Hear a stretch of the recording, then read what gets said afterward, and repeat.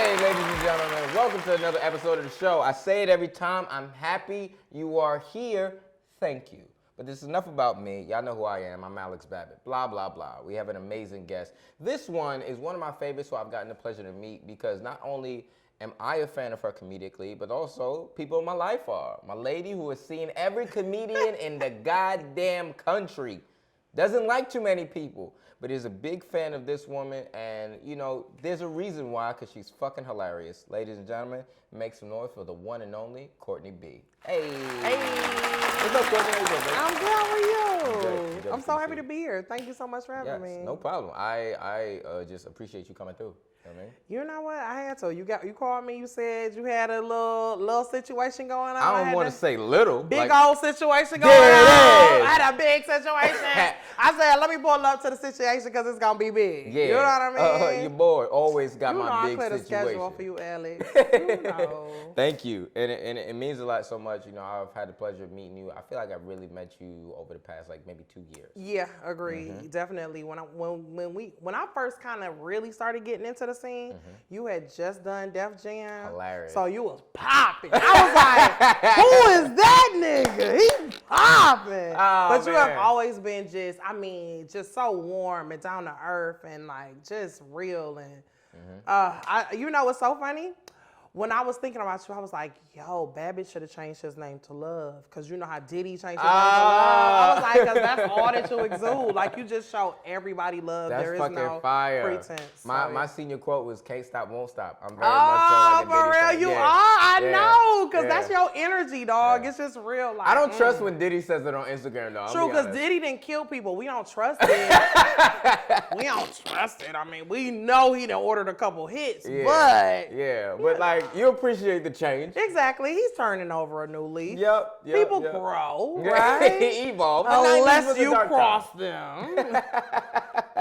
Yeah, man. And, you know, since I've seen you in the scene, you've gotten around, you've developed a rapport for yourself. Now, I don't know much about your origin story, so this is a major part of the intro, because you're going to inform me. Okay. Origin. Detroit, Michigan. Yes. Born and raised. I left Detroit once I graduated high school. Then I went to college in Florida. Black college, I feel like it. You already know. Yeah, I went to the Florida Agricultural and Mechanical University, also known as FAMU. Wait, agricultural and mechanical, they taught you how to be farmers. Well, initially that's what they worked on, was just like learning how to grow things from scratch and things of that nature. I mean, you know, they were teaching people how to survive. You know what I mean? And so, yeah, it's evolved, and now it's the Florida A&M University. I got my degree in journalism. Okay. And yeah, my mama spent all that money just for me to be a comedian. I moved to New York. Oh shit, that's fucking. So did you have a quintessential, like, are you Caribbean? Oh no, I'm black. Black as hell. I'm just African American. Your boy. Yeah. Hey, you know what's funny? Being in New York, you know what I'm saying? When I'm at the black club, people are. I can't stand it. When I'm at the club and they like, yo, where my Dominicans? Where my Grenadians? Trinidadians? And I'm just like, African American. Where my regular black? Right, we ain't got no music.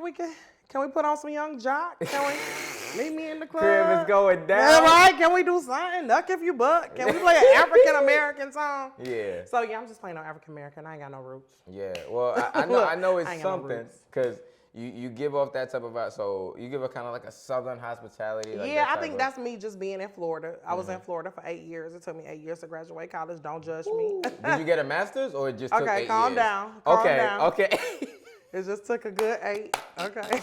It took a good 8. A bitch didn't know what she wanted to do. I didn't know. And so it was agriculture, then you learned like you wanted to be a writer. Well, I'm not even. I just had to pick something by that time. It was like all my friends graduated. I was making new friends. They freshmen. I'm like, wait a minute, bitch. I done been too long. It's time for you to go. Because I turned into Ice Cube on fucking Higher Learning. I was like schooling young kids and shit. Like, he's like, oh, now this is the janitor I you was want to get becoming a cool mentor, with. right? I was a mentor, you know. So I was like, you know what? Let me graduate. I moved to New York. I thought I was was going to be the biggest thing. Because in college, they called me the next Oprah because I was really good at just like reading teleprompters and like camera work. And so anyway, they called me the next Oprah. I'm thinking I'm going to come to New York. I'm going to be next Oprah. Ooh, everybody going to know me when I come to New York. Ain't nobody know me. Nobody fell for it. Nobody. Ain't nobody call you the next Oprah or nothing. Nobody. Ain't nobody say Gail. It didn't stick. It didn't work. And yeah, so then I just, you know what, I ended up getting a job. I ended up getting fired from said job. Okay, a lot of trauma up front. Oh, there was a, oh my God, bang, bang, bang, bang, bang.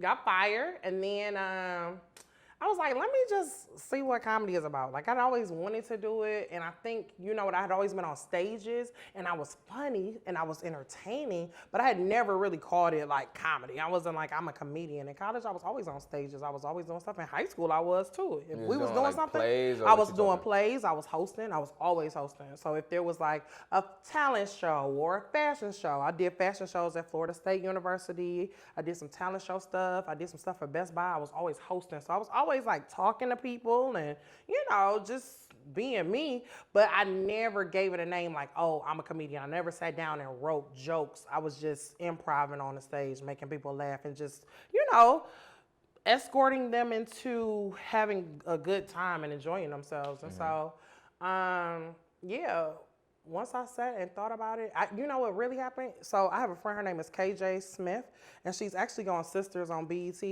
But in the beginning of her career, in the beginning of my career, we sat down, we had dinner, and I was like, I'm thinking about being a comedian. She was like, I think you should go for it. She was like, I think you will be great. And yeah, I was like, okay, I'm gonna go for it. I went over to Stand Up NY. I did my first show, which was kind of like a mic in a sense. People laughed. It could have been supportive laughs, but they were laughs. And I was like, oh, this is what I'm supposed to be doing. I like this. This is it. And I told my mama, now mind you, I done told my mama I was gonna be a million things. I told her I was gonna be a singer, I told her I was gonna be a dancer, I told her I was gonna be a sociologist, psychologist, music teacher, social worker, I done did it all. Dentist. Oh my God, I done it all.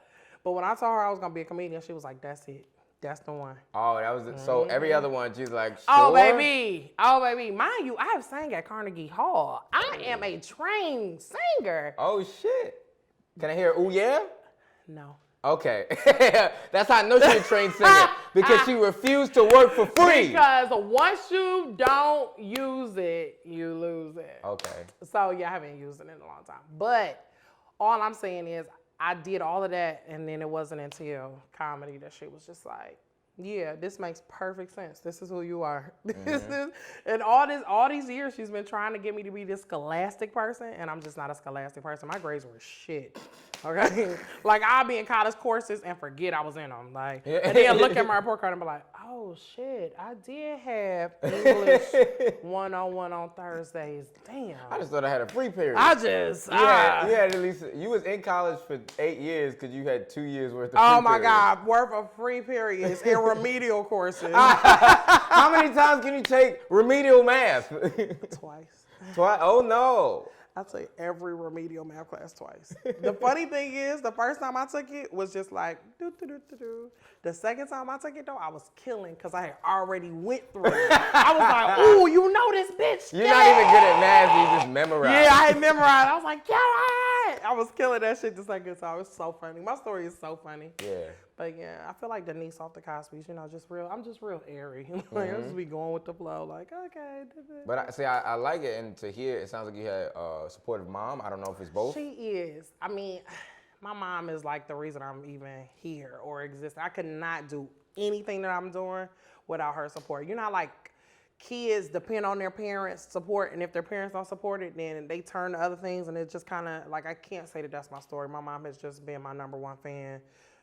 Just continuously. And I mean, I think what ended up happening was because I was such a rebellious kid and because I was so different. See, my mom was a teacher. She was an educator. Oh. So she was into scholastics and she thought, oh, my child will be into scholastics. No, I was bad as shit. I was bad as hell. She had to tell my teacher in public school to whoop me if I was bad. Exactly. Old school black mom. Old school black mom. Yeah. She was like, if she get out of hand, beat her. Yeah. Because I was bad as shit. And the thing was she was a principal too. So she would hear about me and Did you go to her school? No, I didn't go to her school, but Okay. because it's such a small community, everybody talking. She's probably friends with all the principals. You already know. She had to take me out of public schools, put me in private schools. She didn't want to hear nothing about me. Hilarious. She had to put you in a different friend group. She was like, I need you over here, because you stressing me too. You stressing me out. So, That's so funny. You know, but I mean, I think as I got older, she started to kind of just understand that, you know, I just wasn't that kid, that I was something different. And then she kind of had to adapt to who I was and kind of educate herself. I mean, she watches a lot of stuff. Oprah, Ellen. I mean, you know, she's watching all of these different narratives, and people talk, you know, successful people talk about their journeys, and she's like, Courtney, I get it. You know what I'm saying? She's like, I get it now. I get who you are. I get who you are. This makes perfect sense. Someone says, she's always calling me. So-and-so said, look, Tyler Perry said that he slept in his car for 2 years.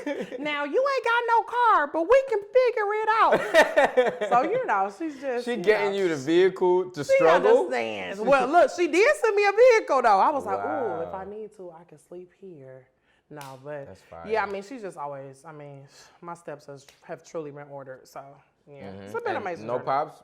It's oh no, the wrong question asked. No dad in the picture. But the interesting thing is the end of last year, I did find my brother. So I have a biological brother. Okay. So that's really dope. But yeah, no pops in the picture. It's all good. Don't even stress it. Which is perfectly fine. Yeah. I think it's how it was supposed to be, especially because my mom, she lets me get away with murder. He would have messed all of that shit up. Just dad in your head? Exactly. Did you know him at all, or you just made up a dad? I made up a dad. I was like, this nigga was gonna be hating. Like, if she don't graduate by this time, we taking her out. Like, nah. Yeah, so. That's so fucking funny. Yeah. Yeah, so you have a good relationship with your mom. Great relationship with my mom. That's my best friend. I told her when I lost my virginity, day after. Crazy. I called her, I said, Mom, I lost my virginity. But I was grown as shit when I lost my virginity. I was 24. That's crazy, That's too. crazy. Yeah, I grew up in the hood. Everybody loses it as a teenager. Exactly. 14, 13. But I don't know why I can't even call while I didn't go for it. Look, why? Now that Now I know. I wish I would have been a hoe. Now, yes. At 34, I wish I would have been a hoe. See, I look at 13-year-olds now and be like, why are they having, what? That's crazy. Because you know what? Now they have so much more knowledge of sex. When we was, well, no, you young. I'm 27.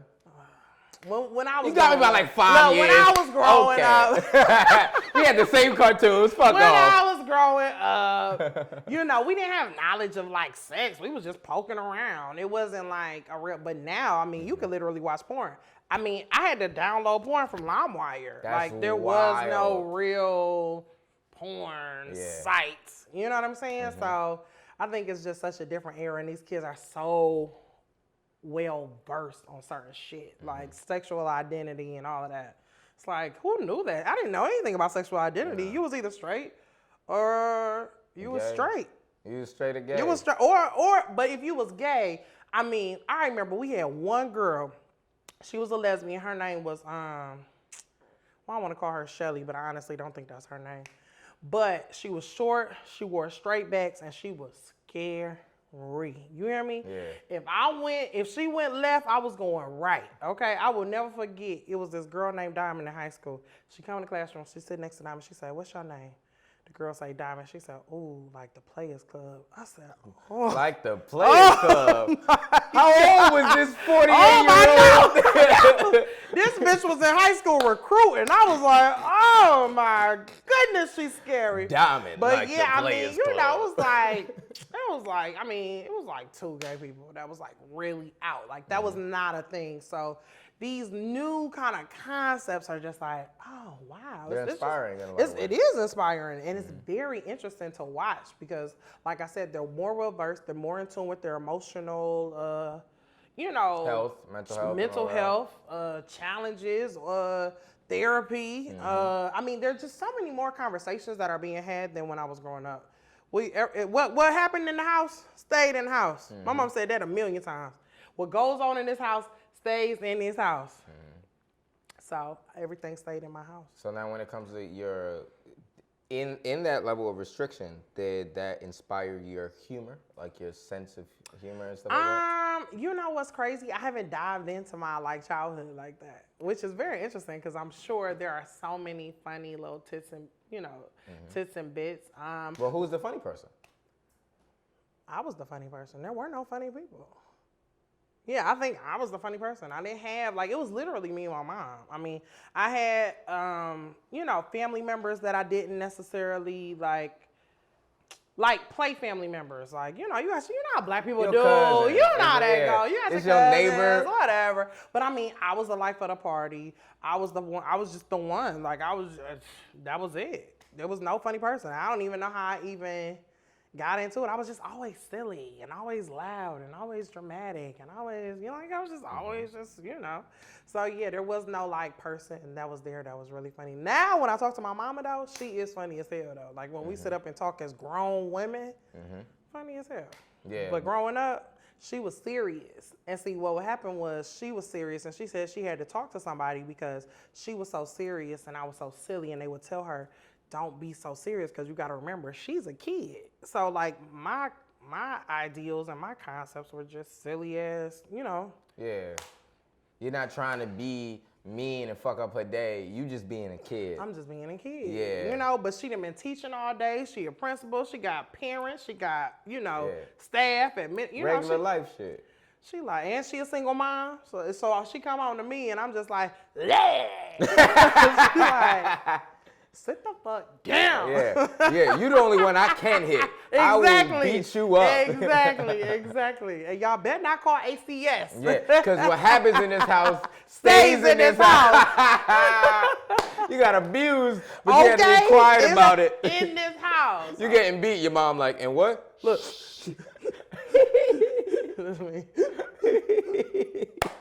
But yeah, That's fucking funny as hell. She's a beat my ass. But Yeah. that's okay though. I feel like kids need their ass beat these days.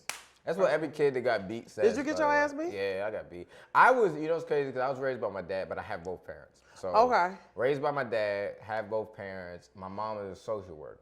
Okay. So my dynamic was always, my dad was more of a screamer than he was a beater. So was your mama the beater? My mom was a beater in a real logical way. Like I never got beat for no reason often. It would be like, I'd be tripping with my pops. My pops would be yelling. I'm sick of it. We going back and forth because I'm a kid. And my dad would send me to my mom for the weekend. And then depending on the circumstance, my mom would either go social worker on some like, well, tell me what's wrong. Or it'd be like, nah, man, you shouldn't have failed all these classes. Bah, bah, bah. Yeah. And if it got really bad, my dad would call my older brother. Because I have an older brother. He's like 10 years, 10, 13 years older than me. So was your brother beat you up? My brother beat me up. My brother would beat me up. My brother would get me. My brother would get me good. My brother was the one where I was like, yo, y'all can call whoever.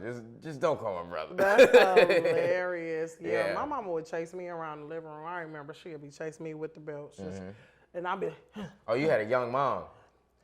no, she wasn't a young mom, but she just had that energy. Like she would just, and I'm just going like this the whole time. And she'd be like, when I get you. It might take all day. When I get you. But you gonna nap. You gonna get got. Man, I'm telling you, I got stories for days. That's And you know what's fucking great. funny? What? I feel like society has made my mama feel bad for beating my ass. Yeah. And I'm just like, It's don't cool. feel bad. It made me strong. Exactly. Like I did good. I'm not on crack. Yeah. Like I'm Yeah, you good.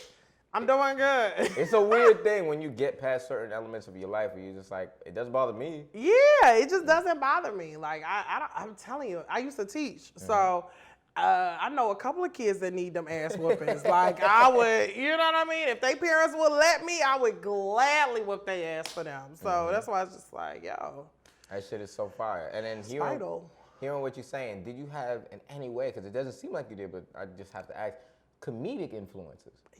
Growing up, Yeah. I mean, I watch stuff like the Wayans brothers. It's gonna sound really crazy though, but I watched a lot of Bill Cosby and the Cosby Show. Listen, I loved Bill Cosby growing up. I mean, that was like my dad. So if I had any comedic influence, it was like Bill Cosby or like Will Smith and the Fresh Prince of Bel-Air. But I mean, there were no, like my mom wasn't sitting up watching like comedy shows.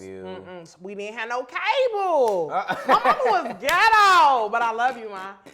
No cable, dog. No cable. So wait, she was so disrespectful. All I had was Xena the Princess Warrior, Dr. Quinn the Medicine Woman, and fucking Pinky and the Brain in them on the CW and PBS Kids. Oh, you had, okay, cool. So I remember, so give context to any young people that may watch this. Eureka's Castle. You had basic television, antenna, aluminum foil on the antenna. You know exactly what I'm here. I grew up in the same way. And you know what's crazy? My dad actually bought me my TV. That was like the first TV I ever had and the last TV I ever had. Like my mom was like, I'm never buying you another TV. Like, just this one TV. Your dad bought you a TV. That's the TV. And that was the only TV I ever had. That's crazy. With the fucking aluminum foil. I don't know what the channels were, but here, like, channel like 11 is like...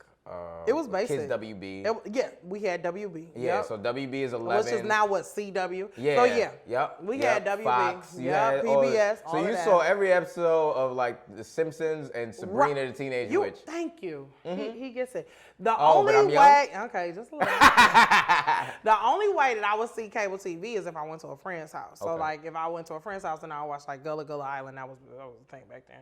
So I watched that stuff at their house. But yeah, no, there was no like cable, and so I couldn't watch Def Jam. She wouldn't let me watch Martin. She hated Martin. Can you believe that? That's crazy. Why but she's conservative though. See, this is the thing you gotta realize about my mom. So she's older, and also she comes from the Cosby era. Now remember, Cosby did not like Martin. The Def Jam era. They didn't like that. Cursing. It was too much cursing. It was vulgar. They felt like it was showing black people in a negative light. Yes. So my mom felt the exact same way. So she never let me watch Martin either. Oh, shit. Until this day, I can't even turn my Martin on in her house. She get upset. Really? Very interesting. Oh, so you come from you know what's crazy? You come from a conservative household, but then during your stand-up, like it's kind of left. Nothing about me. No. And it's so funny because all of her friends are like, where did you get this kid? Like, I feel like this stork dropped her off at your house because my mom and I are two completely different people. But when we on the phone, I'm like, yeah, Ma, this nigga tripping. And she get it? And she be like, yeah. She be like, Court, you just gotta keep going, you know? You just gotta keep dating them, you know what I'm saying? I had this, I was doing this self-tape for this cannabis company, right? So I said, Ma, I gotta do a self-tape. I gotta go hit up my weed man, and I'm about to roll up, right? She said, I told her how much it was for, like how much money they was paying. She said, well, roll up then. I said, okay, girl. Do what you gotta do. Do what you gotta do. So like, you know, she wasn't a cursor. She didn't cuss, but you listen to me talk, and it's just like, bitch, fuck, shit, Yeah. You know what I'm saying? But this is the interesting part. Mama was very conservative, but when I was a baby, she would drop me off in the projects because we had a babysitter in the projects. So I grew up in the projects because she was always working. She was doing, she was selling books to like schools and stuff like that. She would go and do presentations, so she was always on the road. So I grew up in that atmosphere, and her whole thing, she said for me, was she always wanted me to be around good people, and she always never wanted me to be like snobbish. She said she didn't want me to be that. She wanted me to be well-rounded and able to be around any type of people, because she said she knew that doctors, lawyers, those type of people were not social beings, and they didn't navigate well. She said people that can talk and can be around different types of people and are charismatic, she said she liked those people, and she knew that they would be able to navigate life. So she always said she tried to put me around a lot of different kinds of people so that I was able to be well-versed when it came to conversation and just kind of being with people. And surviving and stuff. Yeah, and that translates very well, because I've seen you with from comedy clubs to parties where you just, hey, and it's a great skill. Because a lot of people aren't, you know, what I've come to learn from doing this show and just from talking to people, a lot of people aren't confident. A lot of people have an extreme amount of doubt. It is so interesting. Yeah, and I wonder, have you always had this confidence? It is so interesting, because when I talk to people, I'm like, yo, why don't you have this confidence in yourself? You have everything that it takes to have it, I want to say I've always been this confident. I don't remember me ever being really insecure. You know, I was prom queen in high school. Okay, I was popping. A bitch was popping. Don't even stress. A bitch was popping. Okay, but I honestly think I just liked people. You know what I'm saying? Because my mom, it would be the kid in the corner that never talked to nobody, and I'm just like, what up, man? I'm going to sit next to her, talk to him. I want to know him too. Like, I just want to know everybody. And also, my mom made me confident because she knew that I was a black girl. And she was like, you need to love yourself. That was her biggest thing for me. I never had a white baby doll. She ain't buy me no white Barbies, no white baby dolls, no white books. Everything in my house was black. And she reiterated my beauty. And she reiterated that regardless of size, regardless of hair texture, regardless of any of that, that I was just always a beautiful girl. And I mean, she continues still to this day. I mean, she won't even let me say nothing bad about myself. She don't play that. She was like, no, redirect that energy. Say it again. Say it differently because I don't like that. And I'm like, oh, you right. Yeah. You know what I'm saying? But as a kid growing up, I mean, she was really big on that, just loving myself because she said little black girls do not hear that they are beautiful enough. And so it really does translate. I'm confident as hell. I don't got no issues. You feel me? I love myself, and that's really all that matters.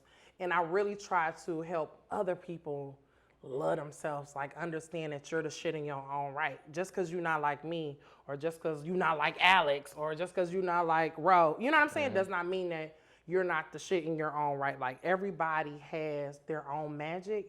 It's just about tapping into it. And I think a lot of people waste their magic because they're doubtful and they just decide not to tap in. But like Sweetie said, tap in. Tap in, y'all. That tap shit was fucking cold. That shit, but that's real, yo.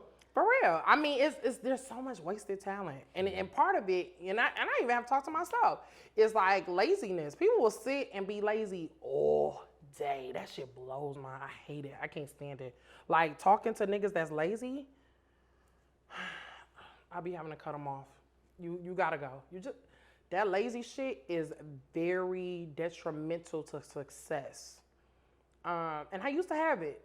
But if you're not in your head constantly, like, yo, I gotta go. Yo, get your ass up. Yo, you got a dream that you're chasing. Yo, do this for your family. Like, you have to. And laziness is such a huge, like, and it turns into depression, and it turns into doubt, and and it's such a layered thing too.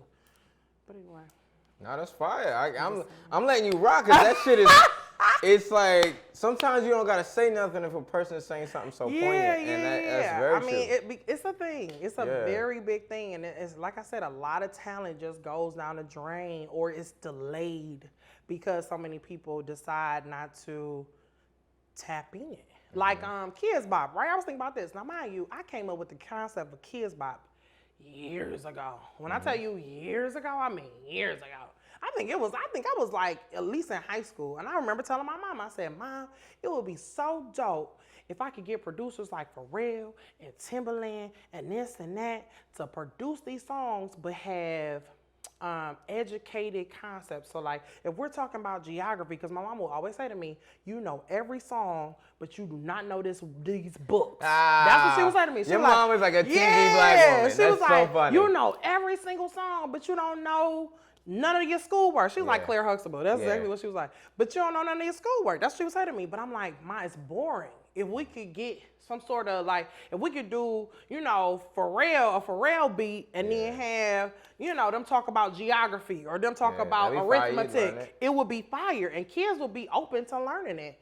But I never tapped in. Get it?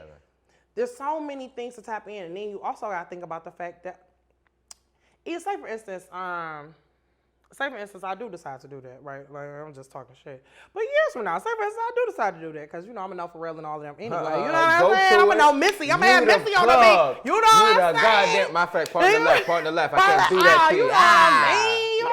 But say for instance, I do decide to do it. You know, you always got to remember, too, there are a million brands of bread. Like, and all of those brands getting money. You get what I'm saying? So there are a million ways to skin a cat, right? You might have the same sauce, but you might make it different, right? You know, it's People might just fuck with it because it's you. because it's It's you. literally the same sauce. And that's the thing. Alex, when I tell you I try to talk to my friends about this stuff, I talk to everybody about it because I know so many people with dreams and goals and aspirations, but they hinder themselves because they say, oh, wait, but ain't no buts. Ain't no buts. If you waiting on the money, nigga, the money ain't never gonna come. It's not how it works. The money ain't never gonna come, right? But when you start doing what you love and you working in your purpose and you doing what you need to do, the money starts to come. And then you're able to do. Like, it just, I'm telling you, man, I be talking to people all the time. I be like, yo, bro. It's going to be a good episode full of gems. We taking a bunch of gems, chopping this bitch up. I fuck with it. No, it's very transparent. And I see that with even from your performances on stage. You give off an energy of just a motherfucker. Like, yo, pay attention. I'm having a good time doing what I love. I'm not different from you. Right. Even though I am. I'm not different. We all go through the same things. And you know what? I think, in the beginning of comedy, because I've been doing comedy since 2014, technically. And it's funny because, Napoleon knew me. So Napoleon knew me in the very beginning. I would stay at this spot. It was a spot called Nah Bay in Harlem. And I would do comedy shows every Tuesday there. The guy there would let me host it every Tuesday. But nobody knew who I was because I would stay there. I was comfortable there. I was stagnant there. And I stayed there for months and months and months and months and months. Wasting my time. Not necessarily wasting my time, but I was wasting because I wasn't networking. And I remember for a long time, I think I stopped doing comedy for 6 months. I had a really bad set at Ray DeJean show. What, Lindenwood? Oh my God. Lindenwood Diner. That show was ass. I quit doing comedy for 6 months. But when you got something that's in you, like there's always this voice like, no, like go do it. Like you gotta, you know what I'm saying? You gotta get up. You gotta keep doing it. So, when I talk about laziness or I talk about being stagnant, understand that I too have gone through these phases, right? And I am coming on the other side. And it's not to say that I can't get back to those phases, but there's this constant conversation that you have to have with yourself about getting out of those ruts, understanding that you have this talent and your talent and what you sow is sowing into somebody else. You know what I'm saying? Yeah. When somebody sees you, they say, yo, I want to be like him. Like, I want to grind like that, or I want to look like that. Like, everything that we do is a blessing to somebody else, and we can't take our beings as not being a blessing. I think we stifle ourselves like that. Like, we're not enough. No, I'm enough, right? God made me for a reason. So every day I go out into the world and I seek to bless somebody with whatever it is that God gave me. And it doesn't always have to be financial. It can be a word. It can be time. Vibes. It can be positive vibes. It can be energy. It can be whatever. Yeah. God damn it. That shit is cold as hell, That's true, man. So I got to ask you, because a lot of this show is to also show how a person develops. Okay. So within this, I got to know, how do you write your shit? Because I know a lot of it is energy and personality, but do you actually sit down and write? What is your process artistically? So my process is, my brand is My Life is a Joke TV, right? And that's based off of my life. So I kind of think about like when you hear my jokes, it's literal shit that has happened to me. It's not made up. It's literally, I'm sitting here and I'm watching Unsolved Mysteries, but I am really mad as fuck that the mystery's unsolved. Like, why is it unsolved? And then it's me thinking, aliens never come to the hood. Why don't aliens ever come to the hood? So it's literally just my thought process down on paper, and then I go and I say it and I'm like, oh, that hit. Oh, that ain't hit. Oh, and then what'll happen is, so I don't know if you've heard my joke. So I had this joke called 1-800 Now, right? That's one of her favorite jokes. So people love that joke. I fucking hate it. I came out of the pandemic and was like, I'm not doing this fucking Every joke. comic has been, I have bits like that too, that work. That hit, right? That you like, I'm not doing it. If you see me do that joke, no, that I'm means dead that inside. Things are going bad. Right. That's the joke that I do when shit has hit the ground. But I literally hate that joke now. Like, I can't even sing it. Like, I hate it, right? Oh, you like A7, Loving dick. And And then they be like, right. They be going wild. They love this joke. And so I think during the pandemic, I was like hell bent on like writing a completely new set. I was like, bitch, you're not coming out of this pandemic with no old shit. Like you know what I'm saying? You can keep the real good shit, but the majority of my set is pretty much new. But it was all pandemic stuff. Now this is the interesting part. I did some shows in Atlanta. None of my shit hit. None of my shit hit in Atlanta. Why? Because it was pandemic shit. And let's be clear, Atlanta didn't go through no fucking pandemic, right? So now I got to figure out getting back to the relatable shit, the shit that people can really like vibe with. You know what I'm saying? So, you know, it's like this continuous process because in New York, it can be not stifling, but it can be. It's a bubble. Good word. Right? It's this bubble, right? So you know your crowds, you know how you can go up in a room and fuck it up and deep, right?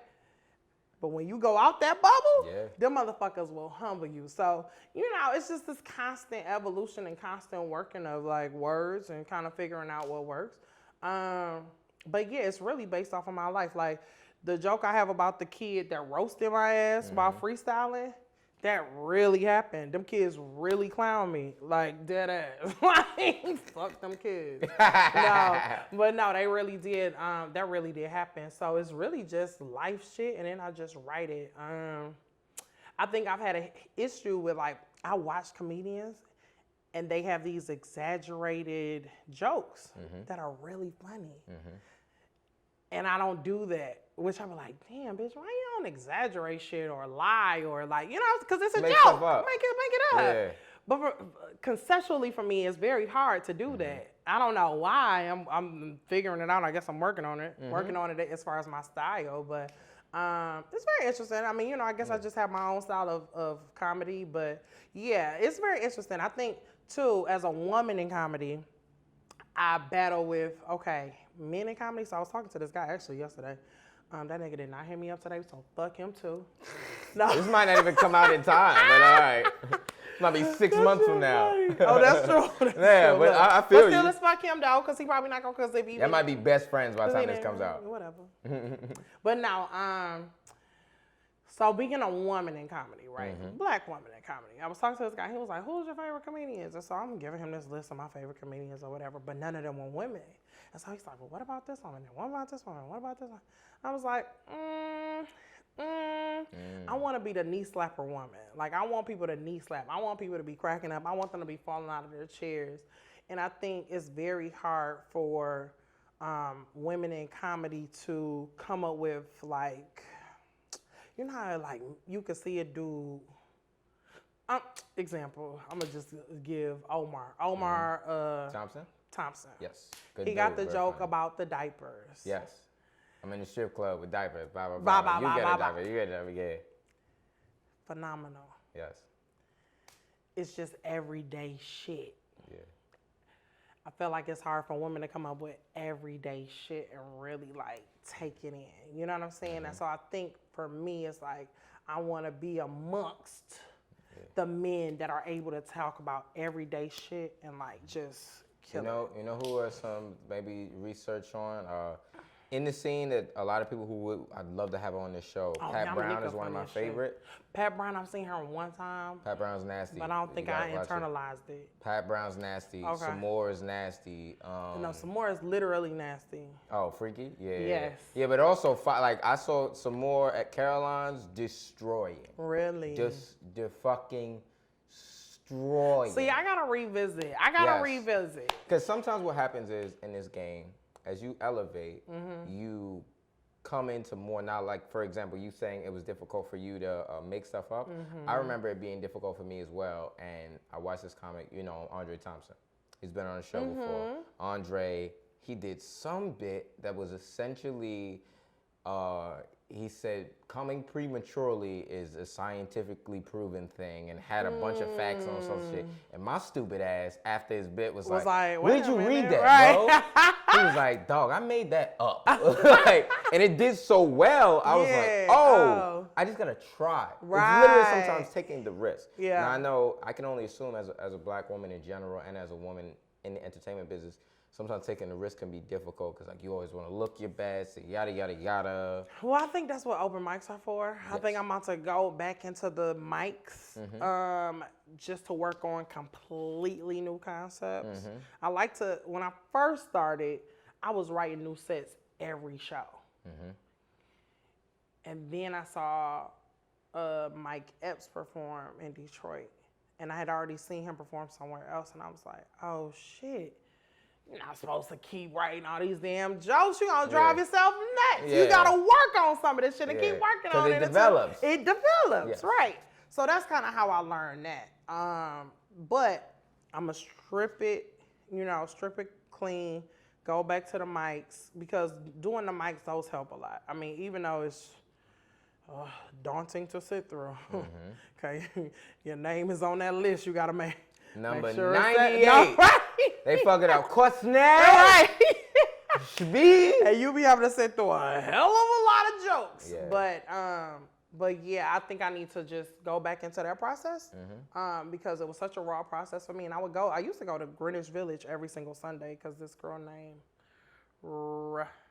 start with an R, white girl with a fat booty. You know her girl name? I don't know. I've never seen a fat ass. I love my lady. Oh, no matter what y'all say. I forgot. My bad, bro. I love everybody. You better love your lady. That's what the fuck I'm talking about. If you ain't doing this, then what is you doing? Niggas, y'all better learn. If you're not doing this, you gotta apologize in 2 months. And I refuse. I can't think of that white girl's name. But anyway, I would do her mic every single Sunday. And that was really good for development too. So I think if I could get back into that, that would be great. Finding shows that you feel comfortable with to just try. Just do it. Try is the biggest note that I've developed as time gone by. It's like, yo, not saying it don't matter if you bomb. It matters. It be mattering, bro. It matters. Because it's your reputation, dog. Yeah. Ain't nobody gonna, dog. Oh, good example. Yes. In Atlanta. Yes. K-Dub show. Ashima Franklin is there. Okay. I'm there. Joe Hill ended up being there. Javon, all of us, we just all ended up in Atlanta at this time, right? Cool. This dude is there. This nigga has accolades back to Def Jam. Oh, head. Accolades. Bob Sumner? I can't think of his name. But he's a comedian. But accolades. Been around for a while. They done said this man's accolades. The man gets up there, and I mean, he eat a worse dick than me. This dick was bad. It was a really bad set. I go to my next show the following day. The host walked up to me. She like, girl, I heard about what happened at K-Dub. I heard that nigga so-and-so ate a dick. I was like, ooh. And it's only one that. Ain't nobody saying about Courtney Louise Bledsoe. That's not what we gonna say. Oh, no. That's not what we gonna say. Well, not to say that you don't bomb. Like, you do bomb. I'm not even You have to take the risk to try, but also your reputation is important. You gotta be smart. Yeah. That's why I say go to the open mics, do my practice, build it up, and then bring it to a room confidently and be like, bang, bang, bang, bang, bang, bang, bang. Yes. Now, if you bomb after the bang, bang, bang, bang, bang, bang, bang, then you gotta go back. Just take your ass on back to go back and try again. Yeah. Word to Aaliyah. Rest in peace.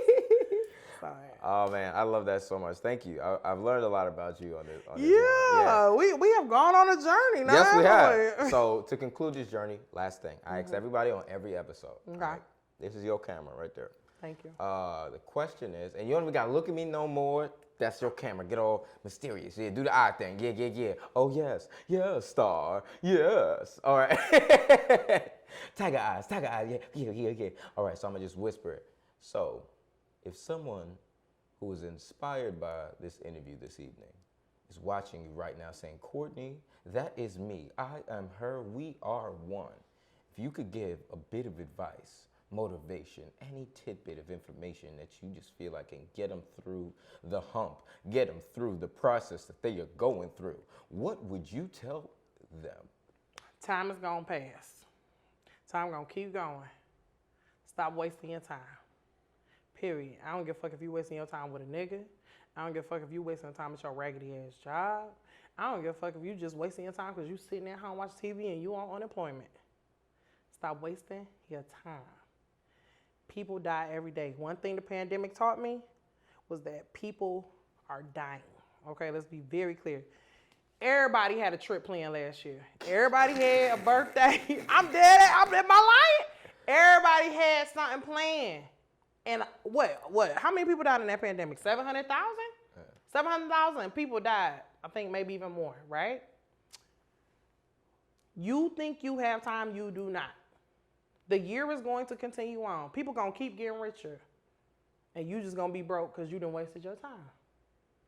Do not waste your time. Think about what you want. Set your goal. Work towards that goal, whatever it is. Keep going. It's not going to be easy. You're going to fail. Believe me, I had to sleep on my best friend's couch with roaches and rats for an entire year with her husband and her 6-year-old daughter. It takes time. God will provide. It is okay to cry. Get your ass up and keep going. It's not easy. Take the risk. The risk is worth it. Stop wasting your time.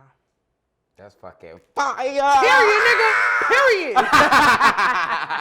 Thank you so much, Courtney. Thank it means you, the world to Alex, me, for baby. For having real. I'm gonna me. give you a I hug in a second. appreciate Come you. on, come on, Aw, come you on, so come on. sweet. Thank My you. foot for stepping on your feet. Last thing, ladies and gentlemen, thank you so much for watching this episode. I love y'all to death. This has been Courtney B. My name is Alex Babbitt, and y'all have a good night. Peace. This is great, man. Thank you. Yeah, I hope y'all enjoyed it.